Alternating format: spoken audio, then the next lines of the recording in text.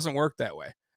Right? Like, so the main thing to take from this game, guys, is guess what? We got a W, and guess what? We are in the playoffs, right? And that is what?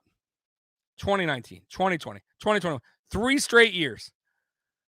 3 straight years. And for McDermott, it's 4 out of 5. He got us in 2017, 2019, 2020, 2021. 4 out of 5. 4 out of 5 years. And before McDermott got here, we didn't make the playoffs in 17 seasons. So what are we really complaining about? Like, what are we complaining about? You get what I'm saying, guys?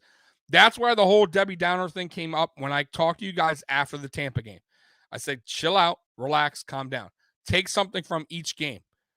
I was more pissed at the Jaguar game. It was unacceptable. Come on. Can't lose to bad teams. I was more pissed at the Colts loss because we showed no heart, no fight. We just laid down at home and looked like bums. From the coaching staff to the defense to the offense, special teams, we look like straight bums. Like, I'm going to come on here and I'm going to trash you because you didn't even try. You didn't fight. You didn't show me nothing. That I'll trash you about. But the Tampa game, I couldn't because they showed heart and fight. And even though they lost, I took something from that game as a positive. And I think the team did too. And it's showing on the football field. And I don't give a fuck if we win these sloppy games all the way up to the Super Bowl. As long as we get there and as long as we win, I'll take it for what it is. You know why? Because we can correct all that shit in the offseason. We can start building a better offensive line. We can start building a better defensive line. But right now, this is the team we got, guys. So stick with it, right? Have some faith. See the bright side of things. We just got into the playoffs. What are we complaining about? Like, really? We're nitpicking here?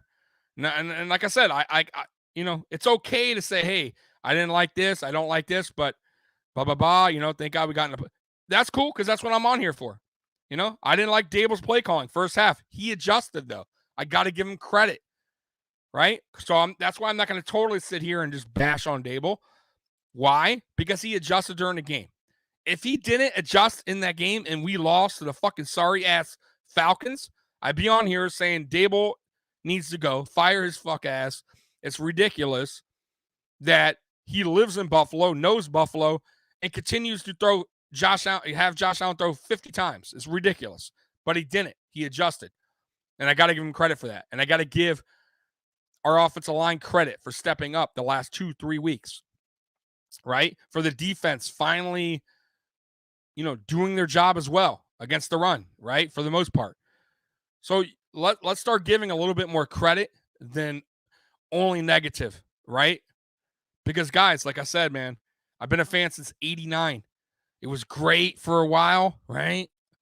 I mean, except for the Super Bowls, but it was still fun. And then it went down fucking hill, and it stayed downhill. And I couldn't even breathe. I was so down fucking hill because all the garbage and all the shit that the Buffalo Bills organization was throwing on me, right? I barely got out of that shit. And I finally got out, thank God. Brandon Bean came with a fucking, a fucking rope and helped me up, right? And pulled all of Bill's Mafia out of that shithole, right? And now where we're at. So we can't complain, guys, because you remember that fucking deep-ass shitty hole that we were in? You guys remember that, right? Do you want to be back in that fucking hole? I don't ever want to see that fucking hole again. I want to be up above watching my team in the playoffs. So that's my outro, guys. That's it. That's it. That's what I got for you. So I hope you guys could take that with a grain of salt and